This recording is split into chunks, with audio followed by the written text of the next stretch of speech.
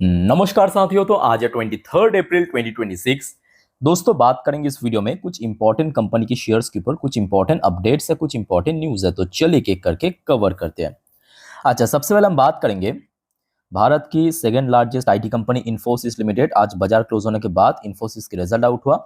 वैसे तो आज आईटी सेक्टर की सेंटिमेंट थोड़ा वीक चल रहा था, मतलब चाहे हम टीसीएस की बात करें, एचसीएल टेक्नोलॉजी तो लास्ट डे 10-11% क्रैश करके आज भी थोड़ा वीक था। इंफोसिस भी इवन 2-2.5% नीचे आके क्लोजिंग दिया। ऐसे में कंपनी को सिर्फ बचा सकता था कंपनी की रिजल्ट एंड कंपनी की मैनेजमेंट द्वारा ग्रोथ गाइडेंस। इस बार ग्रोथ गाइडेंस बहुत इंपॉर्टेंट है। क्या है ग्रोथ गाइडेंस, मैं आपको बताता हूं। पहला आप रिजल्ट देखिए। अच्छा, मार्च 2025 मतलब पिछले साल क्वार्टर फोर में कंपनी की इनकम जहां पे था 40,925 करोड़ रुपए, मार्च 2026 मतलब करंट क्वार्टर में इनकम बढ़ के हो चुका है 46,402 करोड़ रुपए। तो मतलब बहुत अच्छा ग्रोथ रखा है। जहां पे टीसीएस, विप्रो, एचसीएल टेक्नोलॉजी थोड़ा सा मतलब मिनिमम टाइप की ग्रोथ रखा, यहाँ पे इंफोसिस ने बहुत बढ़िया ग्रोथ रखा, मोर देन 10%। ओके। अच्छा, क्वार्टर ऑन क्वार्टर बेस पे भी कंपनी एक डिसेंट ग्रोथ रखा है। 45,479 करोड़ से बढ़ के 46,402 करोड़ पे पहुंच चुका है। उसके साथ साथ कंपनी की एक्सपेंस भी थोड़ा इंक्रीज हुआ, बट उतना भी ज्यादा इंक्रीज नहीं हुआ कि इसका एकदम मार्जिन ही खत्म हो जाए, क्योंकि कंपनी की मार्जिन इस बार पिछले साल की तरह 24% ही रहा। Operational profit margin quarter on quarter base पे इवन 1% बढ़ा भी है। क्वार्टर ऑन क्वार्टर बेस पे 1% बढ़ा भी है। और उसके साथ साथ अदर्स इनकम भी कंपनी इस क्वार्टर में जनरेट किया 1,159 करोड़।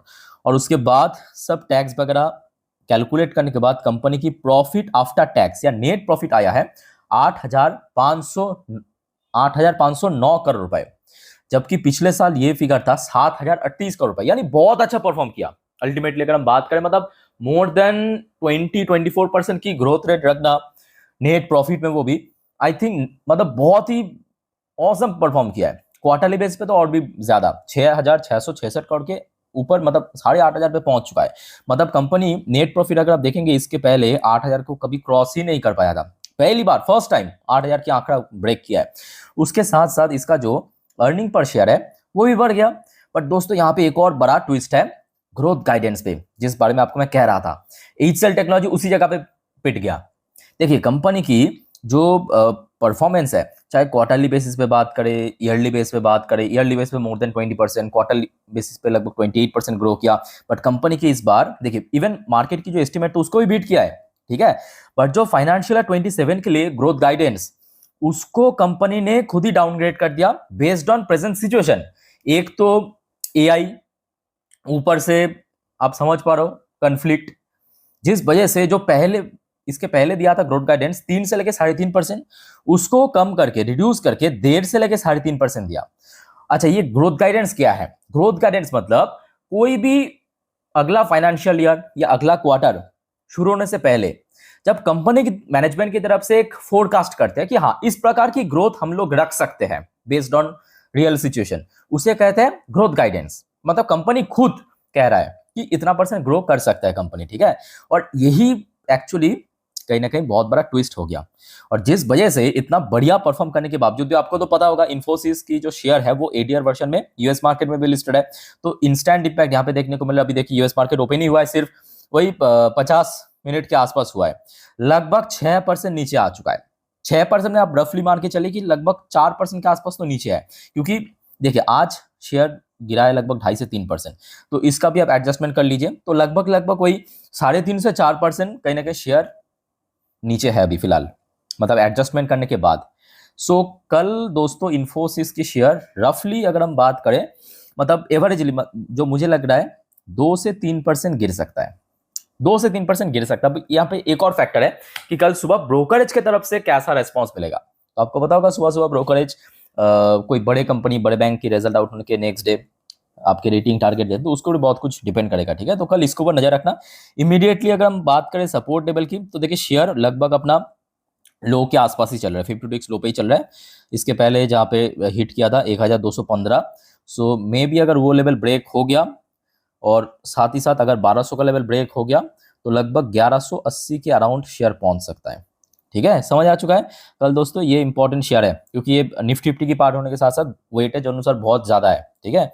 अच्छा, उसके बाद हम बात करेंगे बीएससी लिमिटेड। बीएससी लिमिटेड की रिजल्ट आउट होना भी बहुत बाकी है, बट बीएससी के ऊपर एक्चुअली आप में से बहुत सारे व्यूअर्स की तरफ से काफी क्वेरीज आया था, मतलब सवाल आया था कि सर बीएससी में क्या करें, शेयर तभी थोड़ा थोड़ा गिर रहा है। देखिए, खरीदना बेचना वो आपके ऊपर डिपेंड करे। शेयर की अगर हम लाइफ टाइम हाई की बात करें 3570, सो शेयर अभी बहुत नीचे नहीं है और अच्छी कंपनी है, मे बी शेयर आगे बढ़ जाएगा।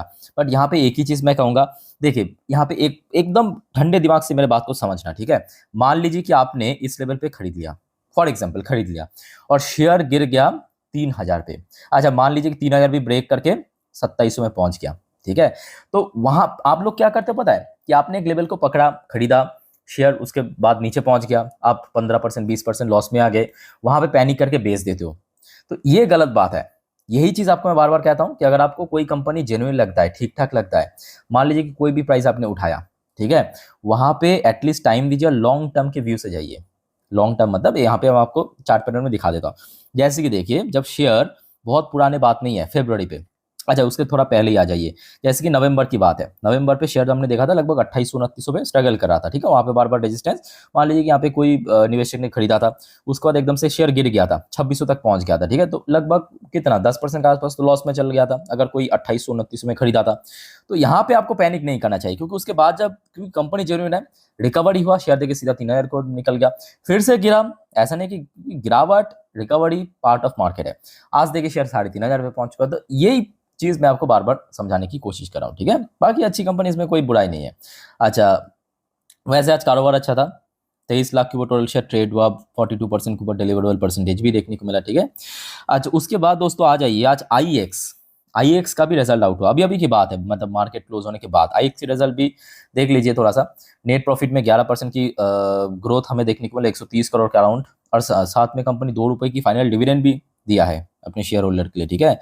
अच्छा, बाकी पैरामीटर वाइज बात करें तो कंपनी की जो नेट प्रॉफिट आया है, यहाँ पे आई थिंक आप देख सकते हो, मैं आपको थोड़ा जूम करके दिखाने की कोशिश कर रहा हूँ, लगभग 129.8 करोड़ के आसपास, ईयर ऑन ईयर बेस पे 10.8% की जंप हुआ है कंपनी की नेट प्रॉफिट।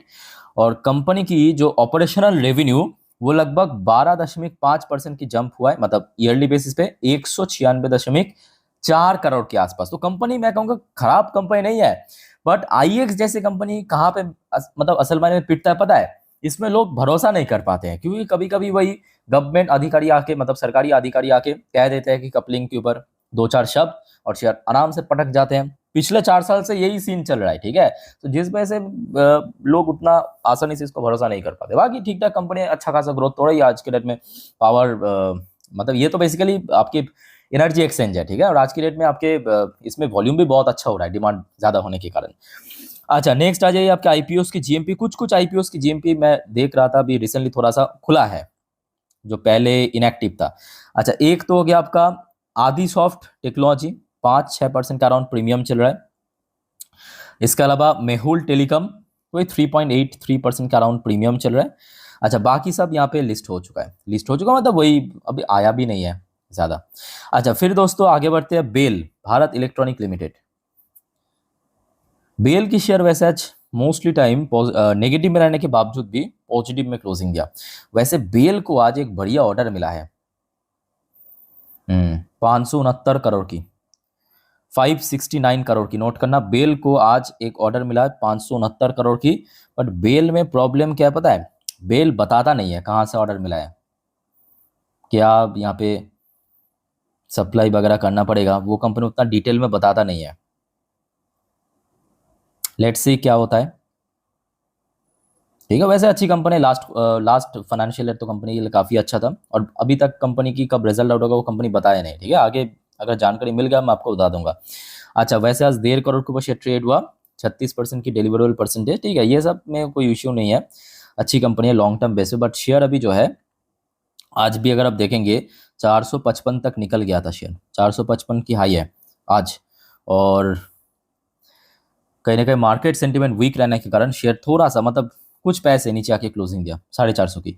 सो इमीडिएटली क्रूशियल लेवल बेल के लिए 450, अगर इसको ठीक ठाक होल्ड कर लिया तो शेयर की जो लाइफ टाइम हाई है यानी 473, वो तो अभी नज़दीक ही चल रहा है, ठीक है। और लोअर साइड में नीचे की तरफ अगर हम बात करें तो 425 से लेके 430 एक बढ़िया सपोर्ट पॉइंट, कम एंट्री पॉइंट भी है, ठीक है।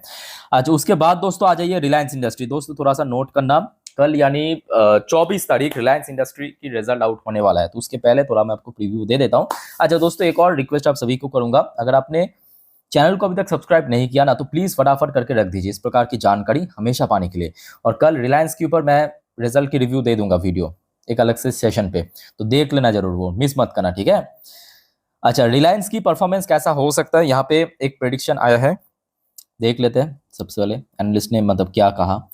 अच्छा, तो यहाँ पे जो कंपनी की नेट प्रॉफिट 16,943 करोड़ के आसपास हो सकता है, थोड़ा सा ड्रॉप हो सकता है, याद रखना इस बार आपके सिचुएशन वाइज थोड़ा सा ड्रॉप हो सकता है।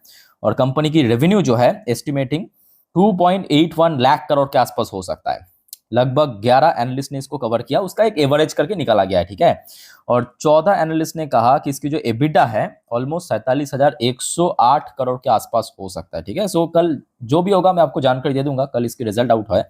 और वैसे तो शेयर अभी पिछले कुछ टाइम से काफी गिर रहा है, रिसेंटली थोड़ा रिकवर कर गया, बट स्टिल आज जो 1350 की सपोर्ट लेवल को तोड़ दिया, नीचे आ चुका है।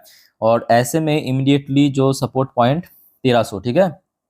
तो नोट करना, कल रिलायंस की रिजल्ट है, मैं आपको इसको जानकारी कल दे दूंगा। अच्छा, वैसे आज टाटा कैपिटल की रिजल्ट आउट हुआ। टाटा कैपिटल पहली बार रिजल्ट प्रेजेंट किया लिस्ट होने के बाद। टाटा कैपिटल साथ में आई थिंक ये कुछ पैसे की डिविडेंड भी दिया, बहुत ज्यादा नहीं हुई, कुछ पैसा, ठीक है। अच्छा, ये सबसे पहले देख लेते टाटा कैपिटल ने काम कैसा किया इस बार, देखिए ध्यान से।